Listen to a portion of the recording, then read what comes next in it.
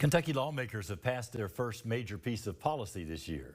Bodie Brooks shows us some of the debate that led the Kentucky House to approve another cut to your income tax. With 90 votes to pass, House Bill 1 is now on its way to the Senate. After roughly an hour of debate, some Democrats joined Republicans in passing the bill, but not without giving warning about the direction of the state's finances. This is another iteration of what we have been engaged in for multiple years, and I would move for final passage. Leaders in Kentucky's General Assembly have a long-term goal to eliminate the state income tax. 3 years ago, they created a formula of financial triggers that, when met, would slowly initiate cuts to the income tax by 0.5%. House Bill 1 sets the next cut in motion from 4% to 3.5%.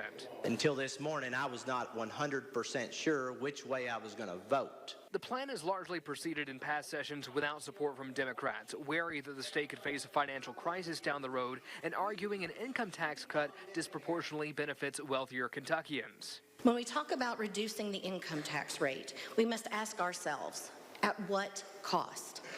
What new consumption taxes will be added that puts a much greater and harmful financial burden on those who can least afford it? Some Democrats, like Lexington Representative Adriel Camuel, still voted in favor of the bill, saying this will still ultimately help those she represents. Republicans say they're hoping to replicate what's occurred in other states with lower income taxes that have benefited from population growth. Kentucky is a poor state.